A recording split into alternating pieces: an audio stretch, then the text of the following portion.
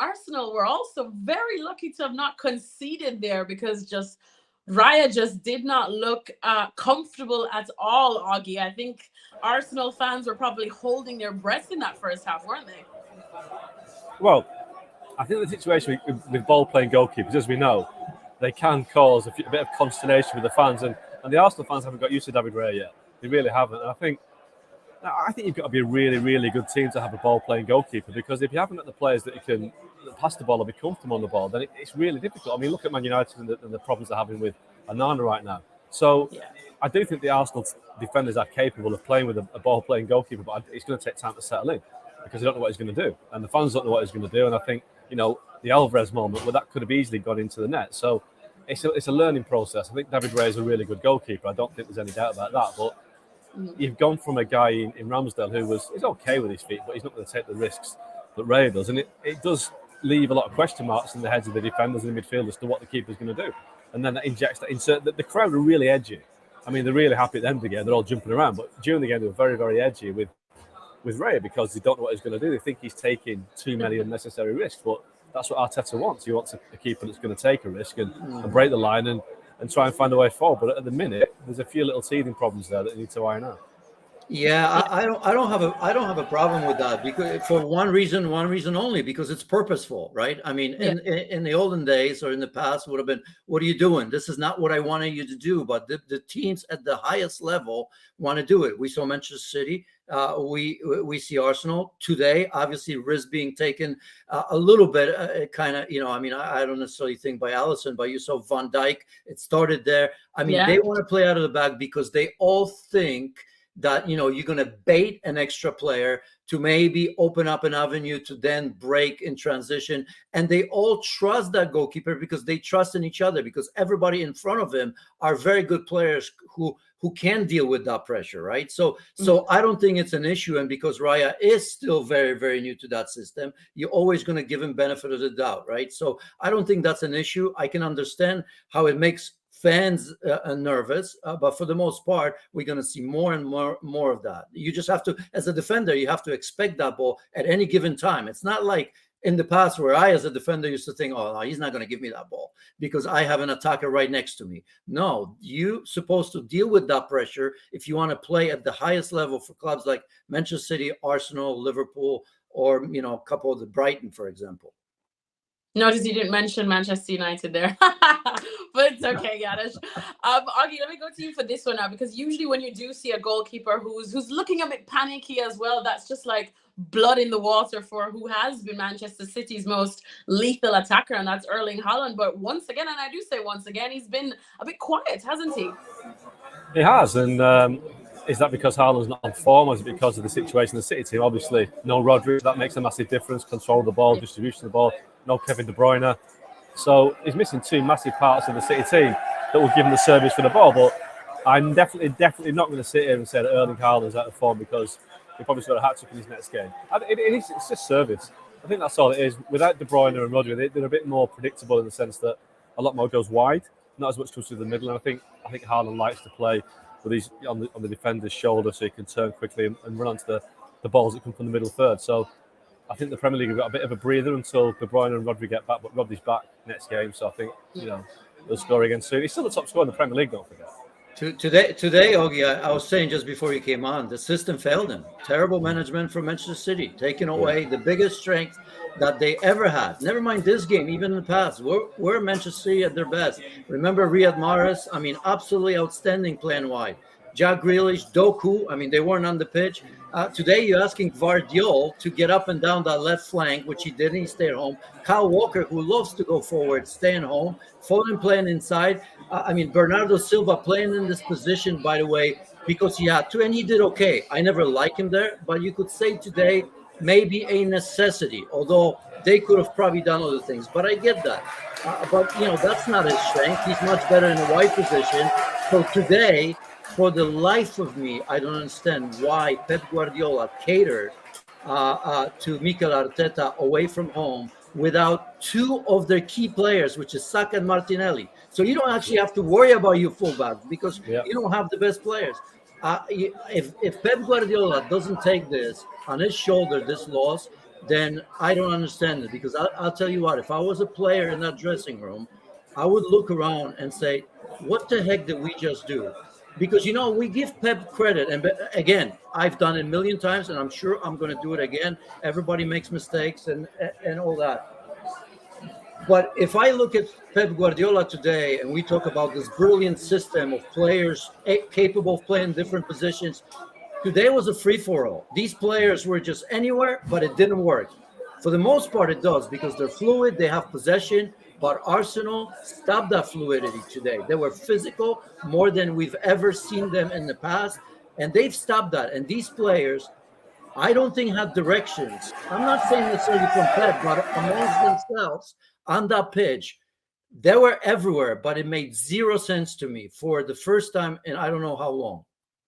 I couldn't work out the Guardiola situation because he's right-footed and he wasn't comfortable there. You got Ake in the centre half who's left-footed, so play Guardiola at centre half is a new to the team. Play Ake at left back. I know it's not the ideal scenario, but at least you've got a guy who's left-footed. But Pep's a genius, isn't he? And sometimes geniuses make us doubt them a little bit. But it was a strange one today.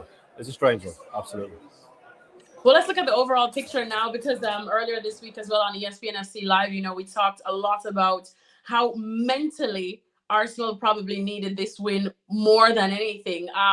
We know it's still early to talk about the title race, but you can let me know what you guys think, just how big this result is in terms of Arsenal finally getting this over City and if it will actually resonate in the table. But just a bigger picture now, with a win like this, again, I know it's early on, so we can calm down a little, but do you think Janusz, Arsenal looking like they could be slight favourites over City now? No, I don't. I think this is important. This is important. I still think that Arsenal's not going to win the title. Only Manchester City can lose it, right? I mean, if I look at Rodri, and he's very, very important. So that's something that kind of in the back of my mind, at least I keep it. Wow, there is one player that's irreplaceable. But when I look at De Bruyne still out there, coming back, that's going to change things and allow Pep Guardiola to do different things as well. Remember, I mean, last season in the beginning, Manchester City had some hiccups. I think towards the end, when most of the players are back, I still think there's a lot more depth. Again, management of the game today. Grealish last season slowed, and he was brilliant. I mean, he's going to get back to his levels, I'm sure. I think we're seeing Doku already. I mean, you look on that bench of Arsenal, and it was short to some degree in terms of quality. I thought the bench from Manchester City was much stronger, maybe misused. Maybe those changes took place a little bit too late, or in fact, maybe some of those players should be on the pitch from the beginning. So no, I wouldn't look as far, but the progress is there. And look, I mean, it's not impossible that Manchester City are going to have these missteps. These are 2 straight games in the Premier League that they've lost back to back. That doesn't happen very often. That's 3 and that's 3 and 4. But we've seen this movie before, Mark, haven't we? From Manchester City, their strength is in that second half, and they already have 0 worries in the Champions League. They're there or thereabout, so they're fine. I still think Arsenal have a lot to prove, but I do think that they prove a lot to themselves today. And this is an incredible catalyst in terms of going forward. I mean, this gives Mikel Arteta, maybe 10 speeches going forward. Hey, we've gotten over that. We've done this. We've stopped this player. We've stopped that player. I mean, he's going to, because eventually as a manager, you run out of these things. But today, I'm sure he's going right back in there and writing a couple of thoughts immediately. Okay, I'll use that next game. That'll use the game after that. So brilliant from Arsenal. I thought they stopped Manchester City in just about everything. I mean, there's nothing. It's not that Arsenal created much, but I think today City had 0 answers.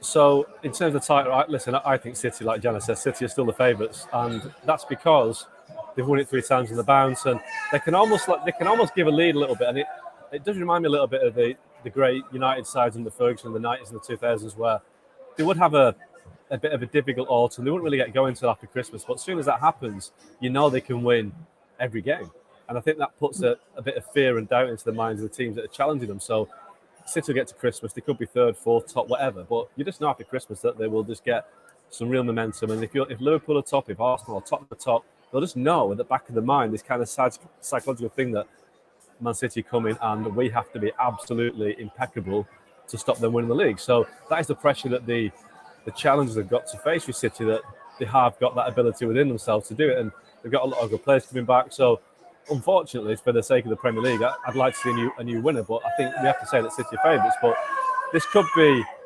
one of the most competitive title races we've seen for a long time, because I think Arsenal are definitely going to stick around. I think Liverpool, for me, are second favourites because they've got Mo Salah.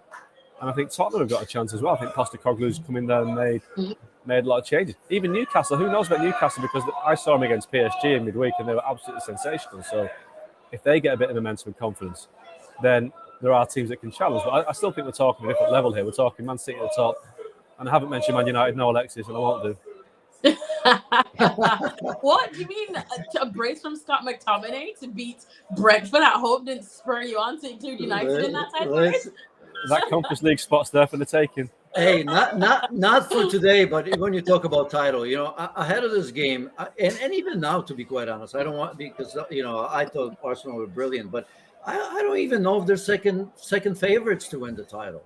Even though Liverpool will get onto it, I mean, Liverpool will get better. I mean, these players will eventually come back. There's red cards, obviously, but Liverpool's got a lot of depth and a lot of quality, right? So, I mean, I think Liverpool could be ahead of Arsenal. And we're joking about Manchester United. They're not in the title race, but that was a catalyst for you yesterday. I mean, unbelievable story. If they don't get better now, look at Chelsea, not all that far away from top four. These things will change, and it's easy early on to say, "Oh my God, what's going on with United? What's going on with Chelsea?" Look where they are. I mean, they're just a couple wins away from being top four. I tell you, never doubt the power of. You have no chance of winning it. I will give you that. Just so we're clear on this. As always, then to Augie for joining us. Augie, we hear your fans cheering for you and waiting for you to go out and see them. I know that doesn't happen often. So thanks so much as always, and we'll see you on the next ESPN FC Live.